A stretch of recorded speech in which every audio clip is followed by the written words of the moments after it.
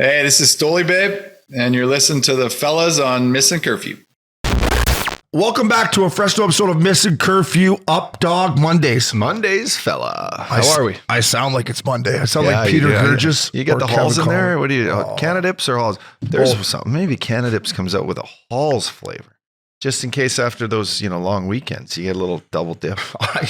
I would be buying a lot of them. Yeah, I got Halls in. I got a lip boomer in. Eyes are a little puffy. Yeah. Throat's a little, but hey, it is what it is. But, did you get in the pool this morning or was it got in the pool, got in the pool. Not even that. Oh, wow. Yeah. What was the pool humming at for temperature, do you think, today? Did you see the rain? I know, it's been crazy. But no, it was warmer. It was warmer in the pool than it was outside. So, but the tough part was the walk to the pool. Oh, it gets shrinkage. It gets What's worse, the sore throat or shrinkage? I hate having shrinkage. I'm used to the shrinkage nowadays. Updogg, I want to say thanks to Kyle Quincy. I want to say thanks to everyone over the All-Star weekend. I hope the listeners enjoyed it. The Rock Bar was great. We got so much content there that we wanted to pump it out. Quince is a beauty, man. Quince is a beauty. Handsome fella.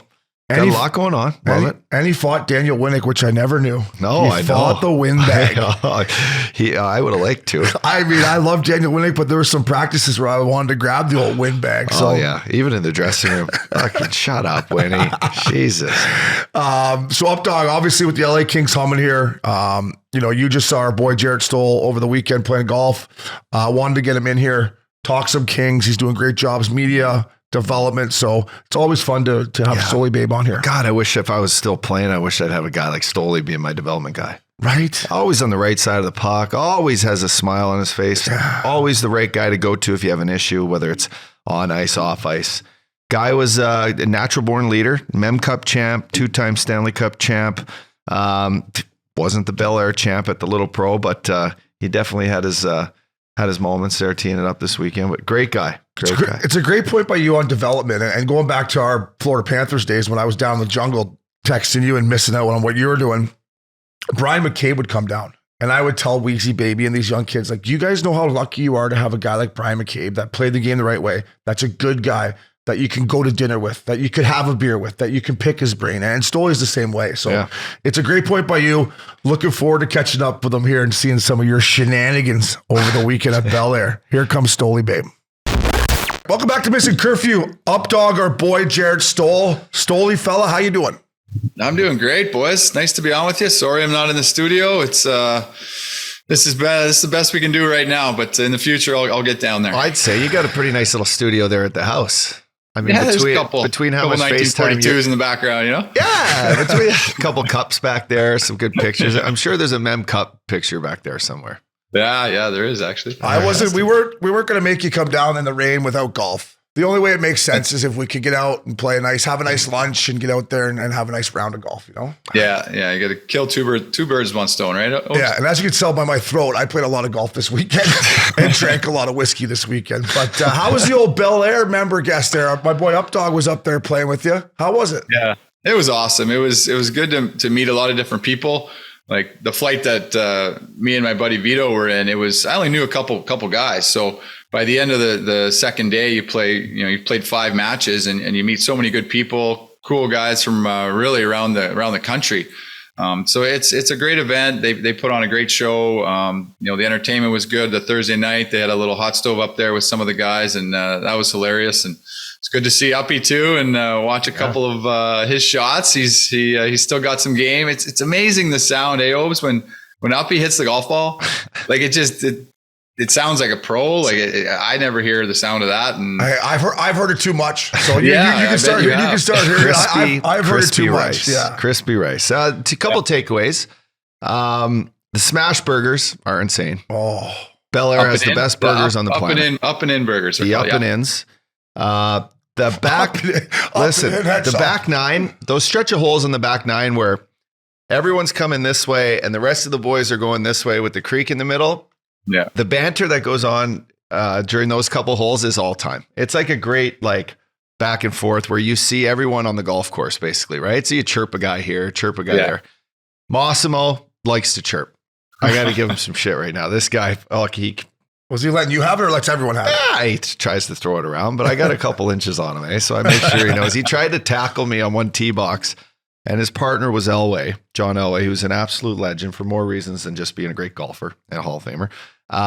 But he came and tackled me. I was just doing a stretch, long rounds, 3 9-hole matches the first day, 2 the second day, long matches. And he was getting a little bored and antsy, Moss. So he tried to tackle me, and I gave him like a full, like a suplex. Like he tried to, and I got him down. I gave him I got him a couple ribs, and I'm like, well, I told my partner, Andrew McGinnis, shout out to Andrew McGinnis. I told him, I'm like, listen, when I get Moss, I'm going to give him a couple shots. He's trying to be an 11 out here for one. He's not an 11. Exactly. Guy's a good golfer, so he's an 11. So I got to give him a couple rib shots, and I accomplished that. But it was a great time. The caddies like to have fun there. The greens are great. Yep. Bel-Air is a top-notch track. The Little Pro, what a tournament. Yeah, it's named after the pro there. He's been, he's obviously not the pro anymore. He's up there in age. I think he's just over 90 and not doing very well. But everybody, once you get through the gates there, it's just everybody talks about him and so much respect for that man. So they named the tournament after him, and it's great. It's a good event every year. I'll try to definitely make that happen and see you out there, Uppy. Yeah, and then Uppy's practically a member by the sounds of it here. That's what these member guests are for. You come in and you're America's best guest is what you are. But Victor Coleman, good Canadian guy. He puts the tournament on. He does everything for the tournament. Chairman of the tournament. So shout out to him and another great event. Speed up the play, be a little bit better. That's it.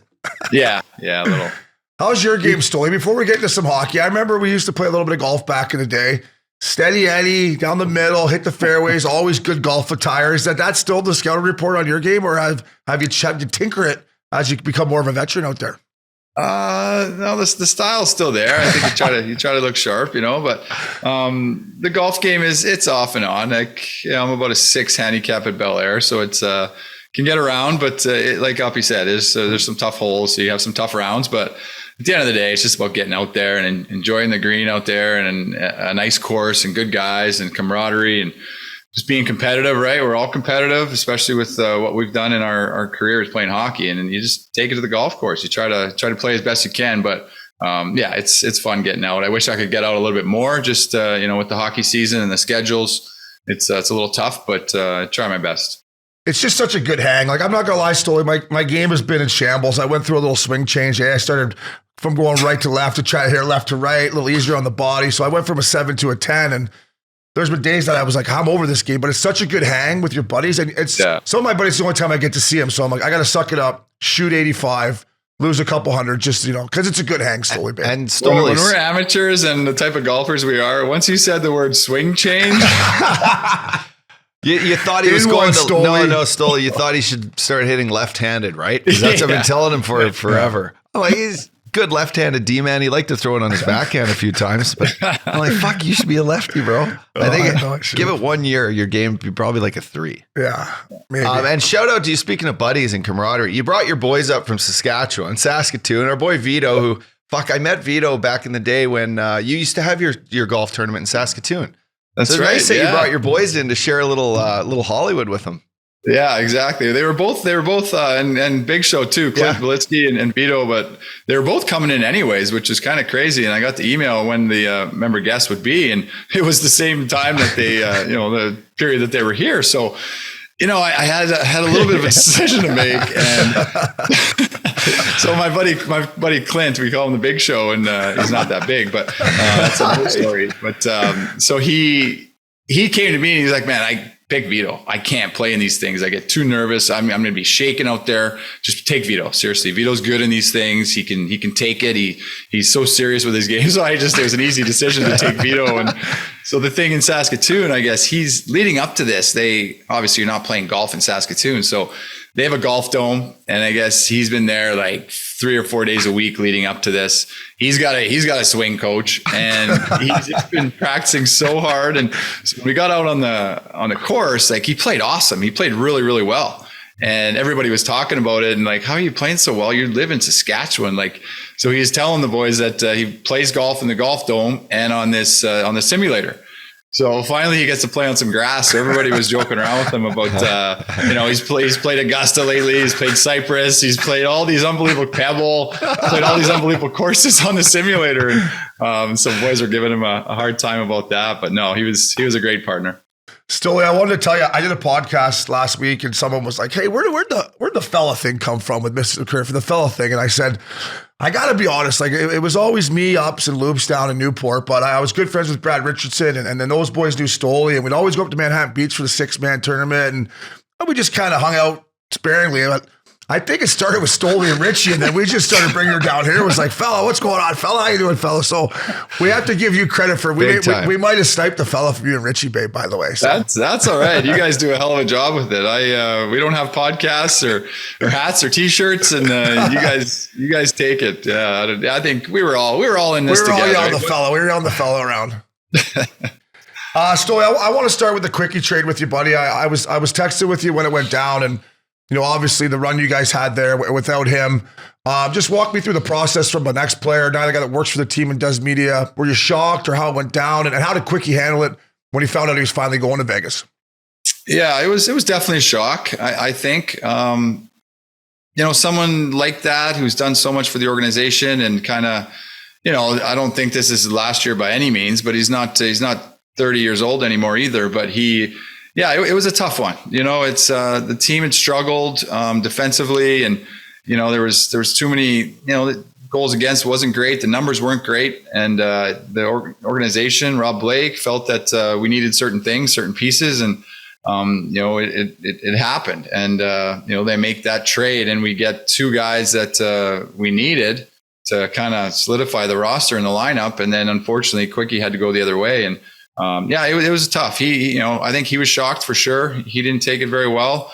With Columbus, you got to give Jarmo Kekalainen a lot of credit. Classy move to trade him to a contender, to someone a team that's going to make the playoffs. He didn't have to do that, and he did that. Unfortunately, it's Vegas, but we're going to have to battle with them, and hopefully we battle with them in the playoffs. That'll be interesting, but. We spent the whole next day at his house. It was quite the shift. It was 10 a.m. to 8 p.m. and, just having fun and reminiscing and, hugging. There were some emotional times for sure. And all the wives and girlfriends came over and stuff. So it was a great day before he left to Vegas. Yeah. I think your championship teams, he's the first guy I always think about, Stoll. Just watching what he did when you guys went you won 4 in a row, you win 4 in a row, and you're just like, is Quickie going to ever give up? Is he ever going to give up a game here? He was just unstoppable.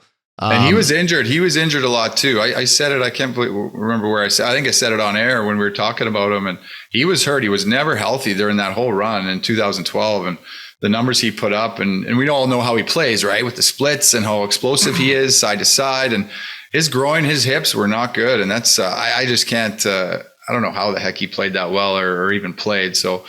Yeah, that just shows how competitive he is. He'll go through anything for his team and just to win a game.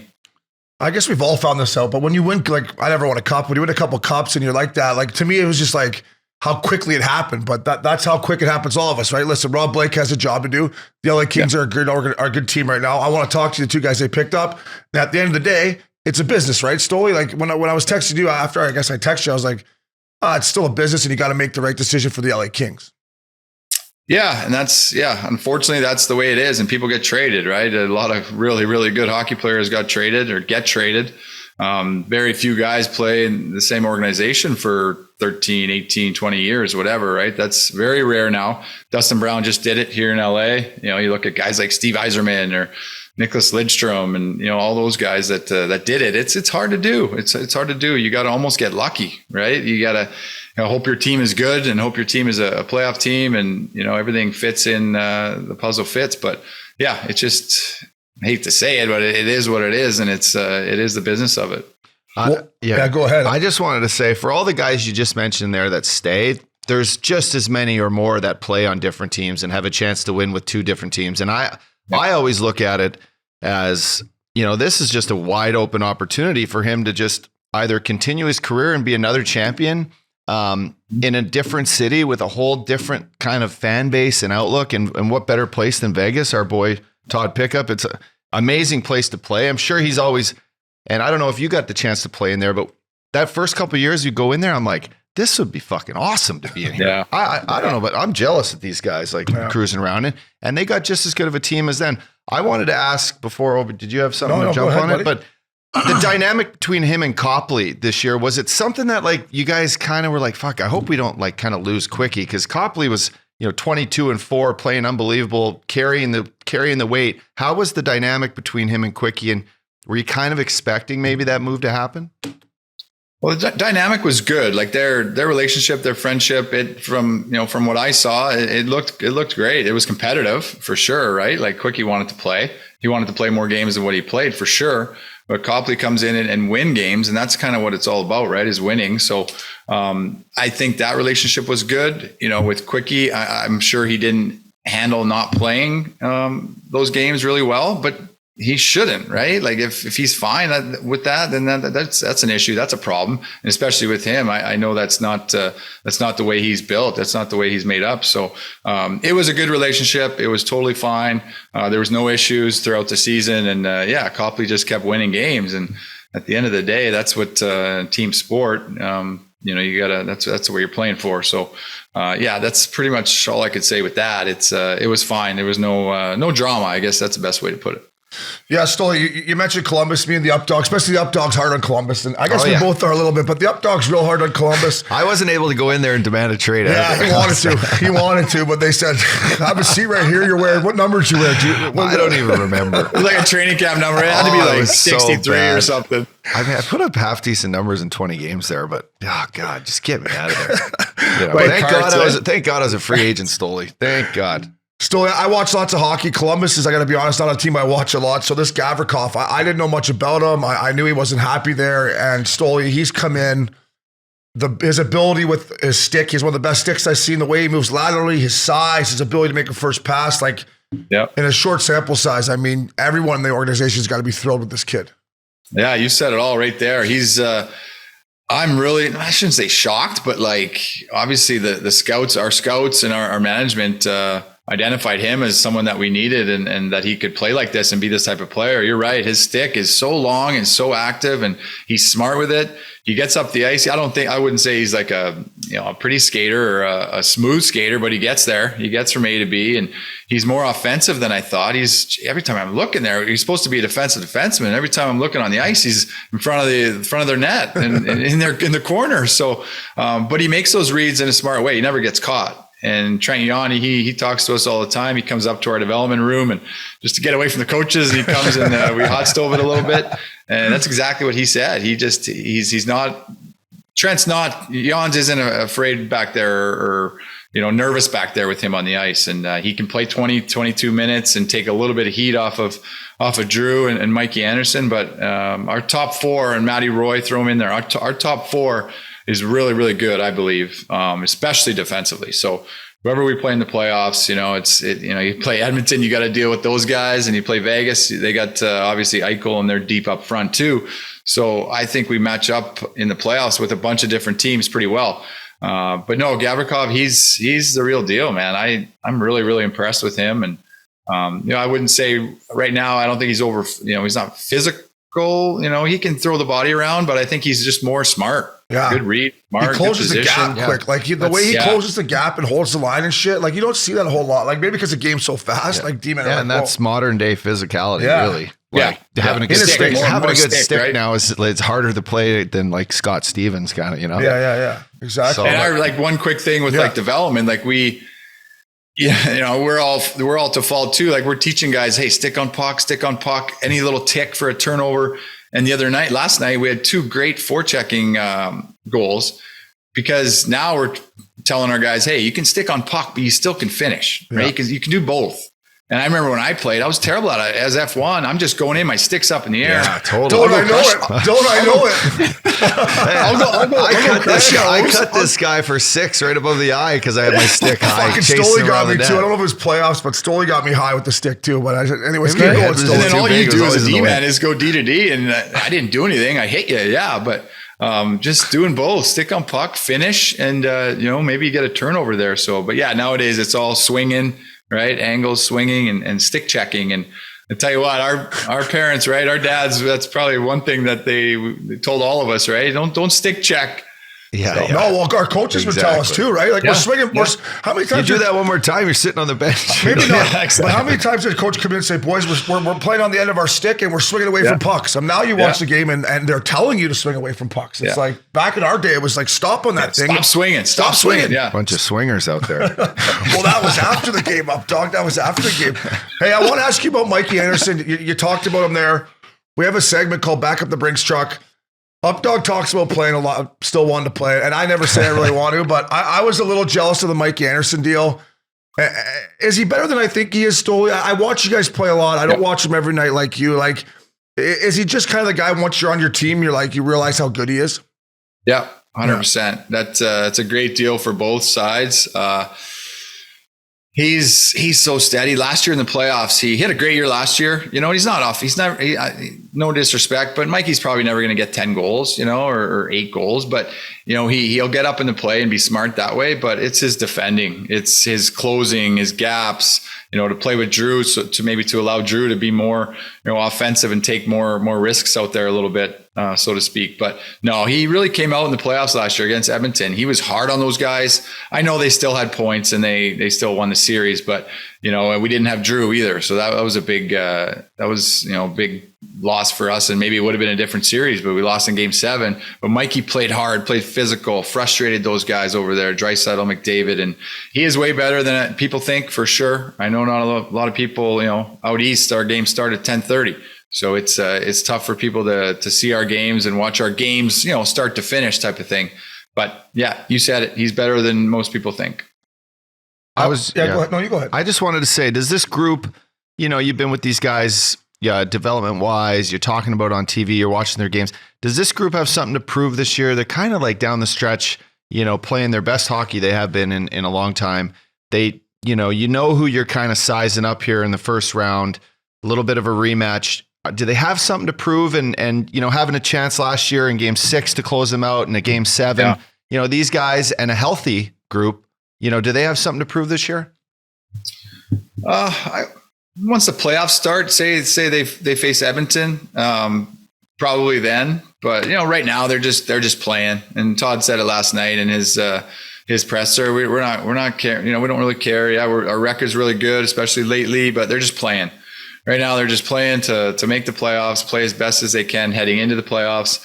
But yeah, once you make it, I would say if I'm on the team playing Edmonton again, I would definitely something to prove that we can get over that hurdle, beat those guys, because like Edmonton, flip it around, they got something to prove, right? They haven't.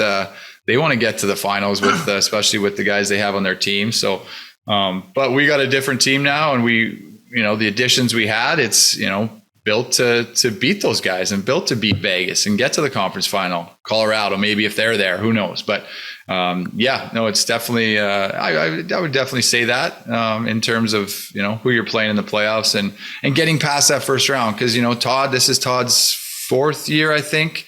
And he said it too. They're going to build. The first couple of years, he brought a whole new system in here, the 1-3-1 in the neutral zone, which frustrates a lot of teams. And guys now are just, they're finally kind of getting it and trusting each other with it. And it's showing. You talk about the Oilers. I had a -380 last night against the Sharks. If they play defensively like they did last night, the Kings are going to be just fucking fine, Stoll. I'll tell you that. I mean, I'm watching this game going, someone stay back. There's like 2 D-men over here. They're throwing over here. I'm losing my mind. But and there was, Carl, they had a couple goals called back too. There was 4 goals called back, 3 on San Jose and 1 on the Oilers. Wow. 3 in a row on San Jose. Yeah. It should have been fucking, they should have scored 7. Carlson Carlson was out of his mind last night. Yeah. Were they good calls at least? Like they were all offsides. All offside calls. Oh. They teach the kids stick on puck. They don't teach them how to stay on side.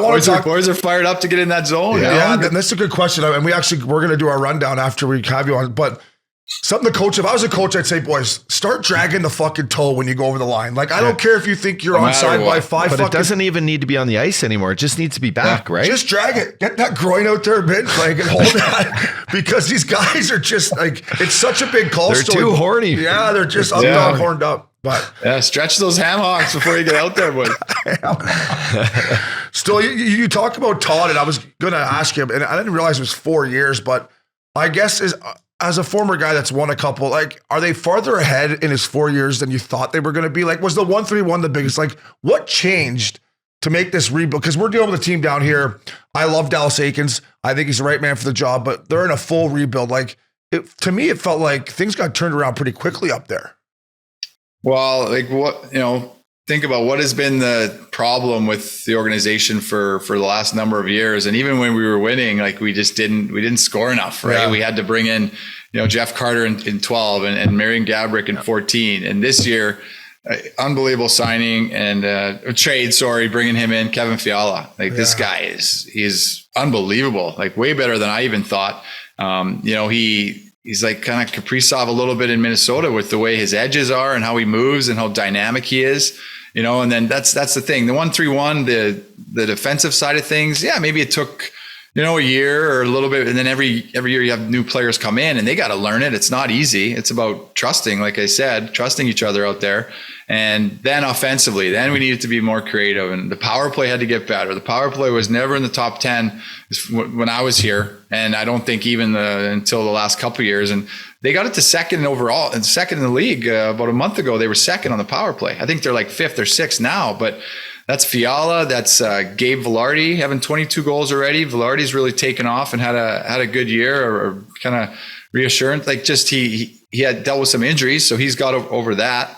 And then with Kevin on the power play save, for instance, I'm kind of rambling on, but no, you're fine. He moves around a lot, so they're more creative. So we've always kind of been a little stagnant. Now you got Kopi, he's moving all over the place. Kempe, he's the one-timer. Drew's up top. So there's a lot more movement, and that's what you see in the league, I think. Like the top power plays, Edmonton, they just move around all over the place.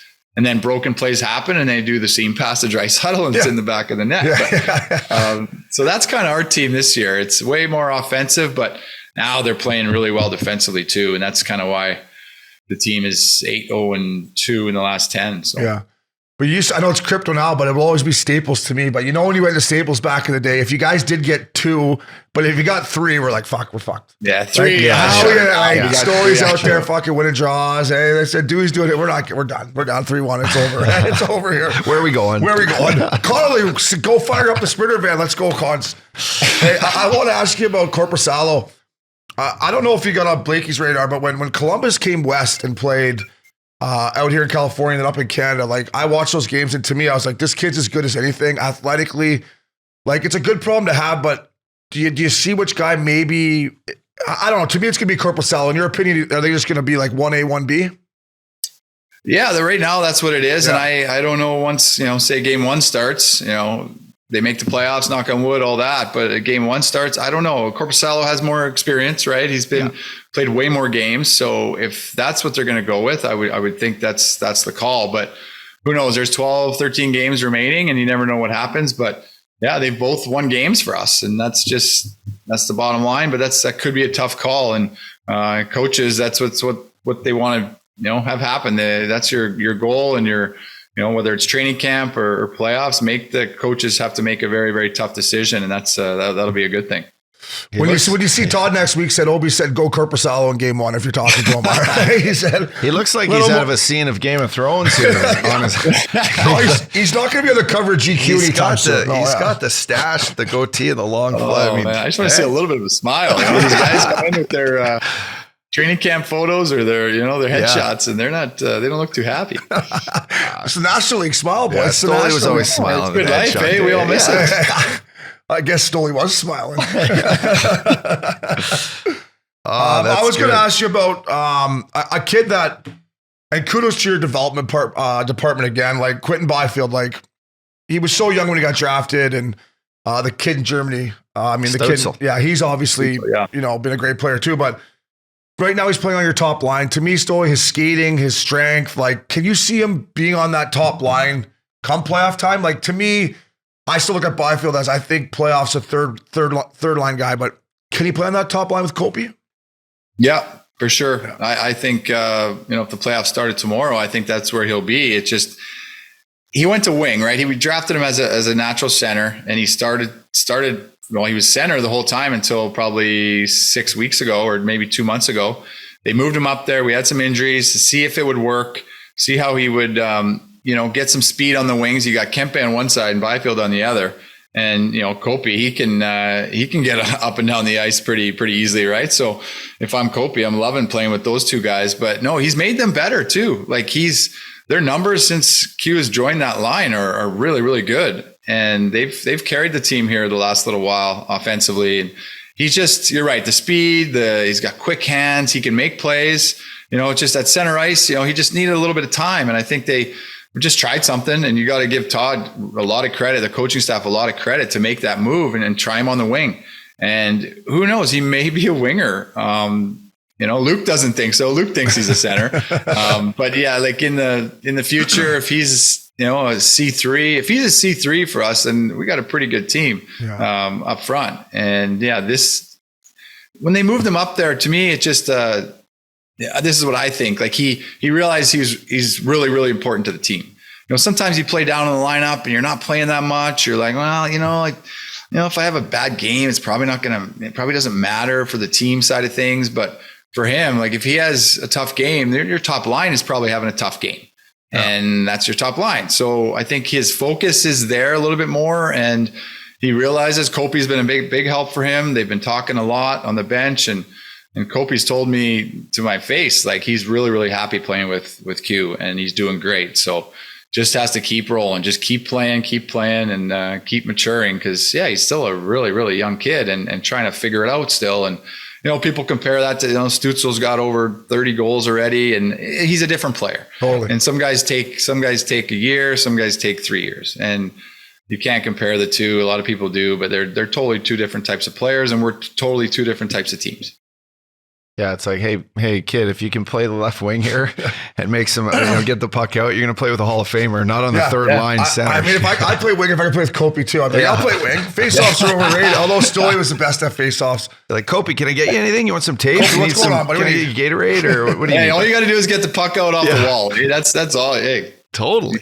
You can't do a wall play, then you're not going to play. Hit your centerman, and he's going to get it back to you. Just keep your stick on the ice. Yeah. That's good, Stoley. I wanted to ask you one more thing about, I like the pickup of Zach McEwen. I like the big boy you got from Philly. And I know I'm old school, and I don't know, maybe, are the Kings tough enough, Stoley, babe? And I'm not talking about fighting, but do they have enough Jarret Stoll in that lineup for when you guys won? Can they play that fucking dirty game? I guess they proved it a little bit last year against the Oilers. Yeah, well, I think last year versus the Oilers, you had Nurse and Zach Cassian. He had a great series because he was running around a little bit, and we couldn't really. I don't think personally we handled it that well. With Zach, he's a great kid. Guys love him. He can get up and down the ice. He can, he's got some good hands too. He can make plays. But yeah, especially last night too in the game. It's good you brought that up because last night in the game we needed him in the lineup against Calgary. They were very physical. There was a lot of scrums. He came in there, and you could tell it was a big difference when he was on the ice and when he was in the lineup. So yeah, that's we definitely needed a guy like that. And you got to do it collectively as a team. And I wouldn't say throughout our lineup we have we're a big physical team. We're a fast team, skilled team. But no, with Zach, it was a great pickup. He seems like a great kid. Guys love him. I guess my last hockey question is, do you miss watching Brad Richardson play as much as I do? do you miss not seeing him just get his nose in that face-off circle and try to get 200 feet? Because, God, I wish some Tuesday nights he's out there just mucking. I love it. Yes, I do. I miss him on the ice. I miss him off the ice. And, we're still great friends. And this is one thing, and I don't know if you guys, whenever he scored, he just I don't know if it was such a big relief, but he would always in the celebration, just put his head into the pile and just like it was going to be his last goal he's ever scored. He probably thought it was. Yeah, true. We should call him. Enjoy the moment, eh? Give him a buzz, see if he picks up. Stoll, it was great to see you at the Waste Management. I haven't seen you. Want to talk about this guy's pretty lean here. You're pretty lean too. What's your regimen up there? You just eating clean? You walking? What are you doing just to stay light? Pilates, eh? I know it's got to be the Pilates. Oh, I used to do Pilates a lot and yoga. I used to do a lot of yoga, but no, just eat good. And I don't do a lot of cardio anymore. It's so hard to do cardio. Hey, boys, we've done it for so long, and we've done it since we were 15, 16 years old. It's hard to get on a bike or get on a treadmill or. So I got to do more. To be honest, I don't do much, Obes. I gotta do a lot more. You get 40 now, and it's it's a little different. You're looking pretty lean to me. It's got to the point where I had to start swimming, Stoley. I was doing these Orange Theory workouts with the housewives down here, and I was even coming out of those the next day being like, holy fuck, I'm in one here. So I could see you doing a little hot yoga would be good for you. I told him I do these strength classes, these like 50-minute hot strength. You bring in like, 8.5 pound dumbbells. Those are hard. Those are, yeah, but it's not hard on your body. It's just like the heat and everything, and you're just leaking. And you don't want to be the guy like just go. They'd have to bring excuse me, I got to go outside again. They'd have to bring in the hazmat suits after that class for me, Story. They have to get the guys with the hazmats to just say, where was O'Brien? Soak that. Yeah, just soak her down. Bring in the hose. Story, baby, you're the best. Boys love you. Keep up your great work, buddy. We appreciate you taking the time. And the house is still looking National League, my man. Thank you, guys. I really appreciate it. It was fun to be on with you. Thanks, my brother. Thanks, Story, babe. Welcome back to Missin Curfew, Updogg. Thanks to our boy, Jarret Stoll, a.k.a. Stolly Babe. I love talking Stoll. He just makes me laugh when I look at him in like the best way possible. Oh, he had a nice sweater on there. I was going to ask him, what is that, an aloe sweater? He's always wearing that shit. He could probably He's be got wearing the Yellowstone hat on. He could be wearing something got like a nice that. little gig, that man. He's Hard working guy right now. Good man, yeah. And all the talk about the development and stuff like that. And that's kudos to the Kings and Rob Blake and Luc Robitaille and everyone surrounding themselves with guys that have played there, that have won there. And we talk about the Ducks down here, and I don't know Pat Verbeek from a hole in the wall, and it's no disrespect to him, but just I'm big on keeping guys around that have won championships, that have been here, and I think the LA Kings do a really good job in that. Yeah, it's easy to do that when you've had basically, let's argue, you can argue this, that their dynasty that they've had for 7-8 years, these guys now have all been retired. They like living there. Yeah. They have access to these guys. Why not have them around? Totally. Why not even create, a development group of guys or a podcast group of guys? Like, create some jobs for these guys. Keep them around. Create the cultures. Keep it. The young kids, they feed off it. Totally. A young kid, and we talked about it with Stoley. Who doesn't want to fucking sit and have dinner with Stoley when things aren't going so well or things are going really well? What better guy to sit there and keep you humble or pick you up when you need be? Stoley, babe. Yeah, and everything you've built in LA, and same down here in Anaheim. They got the one cup down here in Anaheim, but they were in the playoffs, going to the conference finals. That's something you build. Your franchise you have that. Keep that going. The Kings have done a great job of that. Stoley, babe, text us after. One thing he forgot to mention was Corpusalo. He feels like he should be at least nominated for the Selke.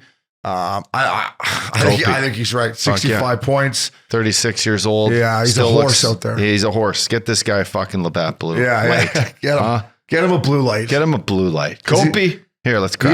He's still in the league, so we got to keep it light. Get him a blue light. Yeah. But their team's humming. That's why I wanted to get Stoley on. I bumped into him at the Waste Management, had a great laugh with them, but Kings are as good as anyone, Updogg. And right now it's looking like we're getting Oilers LA. Yeah. Good matchup. I will be tuned in for that one. Yeah, me too, fella. Maybe a little fella tour up to the old Staples Center, as we well know. Oh, the old Staples. I love playing at Staples. Staples, fucking. Where are we going? Yeah, exactly. So thanks to Jarret Stoll. Updogg, that was awesome. That was Missin Curfew. Fella.